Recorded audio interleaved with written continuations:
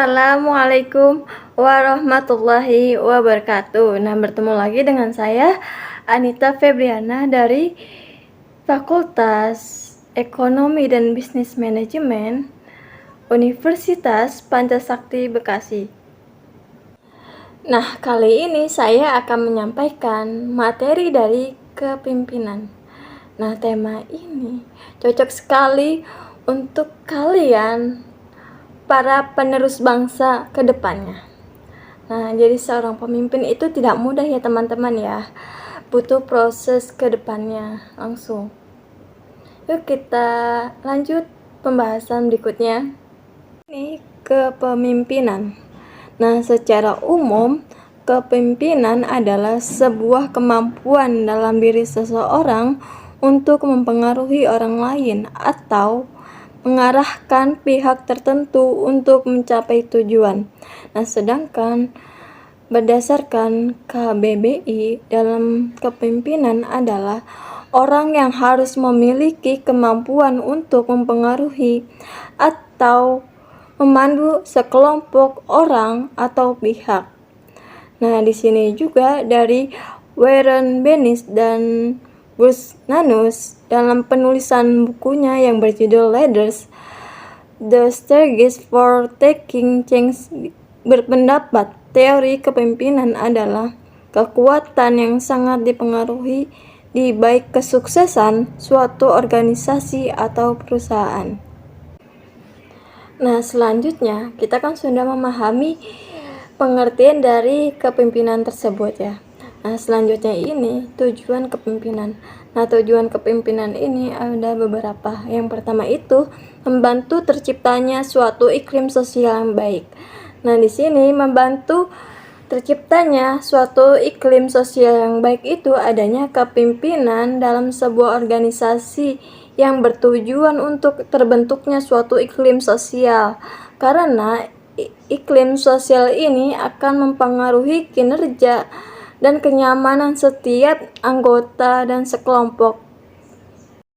Yang dimaksud dengan iklim sosial adalah suatu konsep yang abstrak yang di dalamnya organisasi. Konsep ini bisa dirasakan pengaruhnya oleh setiap anggota-anggota organisasi. Tujuan kepemimpinan yang kedua itu membantu sekelompok dalam menetapkan prosedur kerja. Nah, di sini seorang kepemimpinan dalam sebuah organisasi juga bertujuan untuk membantu menetapkan prosedur kerja yang harus dipatuhi oleh setiap anggotanya. Nah, di sini yang diartikan sebagai prosedur kerja itu adalah suatu tahap yang berurutan dengan tujuan supaya suatu aktivitas yang bisa dikerjakan dan bisa dikerjakan dengan lancar ya. Tujuan kepemimpinan yang ketiga yaitu membantu kelompok untuk mengorganisasikan diri. Nah, di sini seorang kepemimpinan dalam sebuah organisasi juga berfungsi untuk membantu mengkoordinir setiap anggotanya atau kelompoknya untuk mengorganisasikan diri. Nah, maksudnya mengkoordinir itu setiap pemimpin itu harus mengatur kinerjanya untuk para karyawannya. Nah, di sini juga mengorganisasikan diri maksudnya itu dari Kamus Bahasa Indonesia yaitu mengorganisasi adalah mengatur dan menyusun setiap kegiatan dalam organisasi baik orangnya maupun lainnya sehingga menjadi satu-satunya. Nah, tujuan yang keempat yaitu mengambil keputusan sama dengan kelompok. Dengan adanya kepemimpinan dalam sebuah organisasi juga akan membantu mengambil setiap keputusan bersama dan untuk berlangsungan organisasi tersebut. Nah, di sini dalam mengambil keputusan dengan kelompok, membuat keputusan ini merupakan suatu bagian kunci dalam kepemimpinan yang berperan sangat penting terutama ketika pemimpin melakukan sebuah peran yang sangat penting terutama ketika dalam perencanaan. Nah, perencanaan ini yang menyangkut keputusan yang penting dalam berlangsungnya jangka panjang. Nah, tujuan yang kelima itu adalah memberi kesempatan kepada kelompok untuk belajar dari pengalaman. Nah, di sini adanya kepemimpinan dalam sebuah organisasi, kelompok atau perusahaan juga bertujuan memberi kesempatan kepada kelompok untuk belajar dari pengalaman. Nah, di sini kesempatan adalah waktu yang berkaitan dengan peluang dan sebagian. Nah, karena hal ini kesempatan memiliki makna berupa waktu yang sangat penting dari suatu organisasi. Selanjutnya, fungsi kepemimpinan dari Hamdani Nawawi melalui bukunya yang berjudul Kepemimpinan yang Efektif memaparkan beberapa fungsi kepemimpinan antara lain. Yang pertama yaitu fungsi instruktif. Nah, di sini kepemimpinan memiliki fungsi instruktif yang berasal dari kata dasar instrukti sehingga bersifat perintah.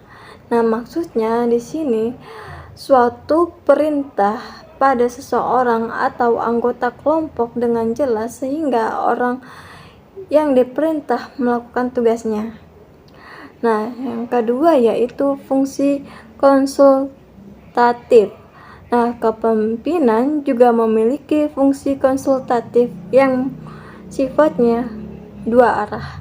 Nah, di sini yang dimaksudkan dengan fungsi konsultatif adalah gaya kepemimpinan yang menganut kebiasaan mendengar dan mendapat atau ketimbangan bawahannya. Yang ketiga ini fungsi partisipasi. Merupakan fungsi ini menetapkan seseorang pemimpin yang mampu mendorong semua anggotanya atau pengikutnya untuk berpartisipasi dan berinisiatif dalam suatu proyek. Selanjutnya, fungsi kepemimpinan yang keempat yaitu fungsi delegasi. Nah, di sini kepemimpinan juga memiliki fungsi delegasi, yakni memiliki arti perwakilan atau utusan dengan proses penunjukan secara langsung maupun musyawarah. Nah, maksudnya menunjukkan bahwa ini bertujuan untuk mengutus seseorang menjadi salah satu perwakilan suatu kelompok atau lembaga lainnya. Dan yang kelima yaitu fungsi pengendalian. Nah, di sini kepemimpinan juga memiliki fungsi pengendalian pada anggotanya yang merupakan suatu proses pengatur berbagai faktor dalam suatu organisasi ataupun dengan perusahaan. Tadi kan kita sudah mengetahui fungsi-fungsi dari kepemimpinan secara luas. Nah, di sini fungsi kepemimpinan dalam organisasi. Nah, kepemimpinan dalam organisasi adalah sebuah proses seseorang pemimpin mengarahkan dan memberikan contoh kepada anggota kelompoknya atau organisasinya dalam mencapai tujuan. Nah, kepemimpinan menjadi salah satu faktor penting dari keberhasilan sebuah organisasi. Nah, mengapa kepemimpinan dalam organisasi itu sangat penting? Karena seorang pemimpin harus memberikan contoh atau memberikan arahannya kepada bawahannya untuk bekerja lebih baik lagi dengan mencapai tujuan. Nah, di sini tujuan kepemimpinan dalam berorganisasi. Nah, maksudnya dari tujuan tersebut yaitu bahwa tujuan adalah penjabaran dari visi dan misi dalam suatu organisasi dalam mencapai tujuan. Nah, di sini tujuan kepemimpinan dalam berorganisasi itu ada dua. Yang pertama mencapai tujuan. Nah, sebab kenapa? Karena yang sudah saya jelaskan sebelumnya bahwa seorang pemimpin mempunyai tujuan yang sangat penting dalam berorganisasi. Karena seorang pemimpin itu harus mengatur atau memanage suatu kegiatan organisasi agar mencapai tujuan dan kepada anggotanya. Nah, contohnya mencapai tujuan. Nah, seorang pemimpin itu harus memberikan contoh yang lebih baik kepada anggotanya, terutama memanage waktunya, kedisiplinannya, dan tanggung jawabnya seorang pemimpin terhadap anggotanya. Kepemimpinan dalam berorganisasi yaitu memotivasi orang lain. Nah, di sini memotivasi orang lain adalah atau dengan anggotanya untuk melakukan hal yang baik dan memaksimalkan kemampuannya dalam diri tanpa adanya sosok berjiwa kepemimpinan. Suatu organisasi akan kurang bermotivasi atau semangat dalam mencapai tujuannya. Nah, jika kita tidak ada suatu kepemimpinan, maka bawahannya akan tidak bersemangat atau tidak akan adanya motivasi atasan atau kepemimpinannya. Nah, di sini yang dimaksudkan kepemimpinan adalah sebuah kemampuan seseorang untuk mempengaruhi orang lain agar mengarah pihak tertentu untuk mencapai tujuan. Nah, di sini kepemimpinan itu bukan hanya di perusahaan atau di tempat-tempat yang tertentu juga. Nah, di sini kepemimpinan itu yang bersifat seorang yang mencapai tujuan itu seperti haknya pemimpin dalam berorganisasi, yaitu seperti OSIS atau pemimpin sebuah rumah tangga ataupun pemimpin hal yang lainnya. Nah, contohnya kepemimpinan di dalam Islam. Nah, contohnya seperti Nabi Muhammad SAW. Nah, di sini Nabi Muhammad SAW itu dalam kepemimpinannya yaitu menjadi seorang tauladan bagi umatnya. Nah, kenapa Nabi Muhammad itu dipilih untuk menjadi pemimpin? Karena memiliki akhlak yang baik dan pantas menjadikan pemimpin bagi umat Islam.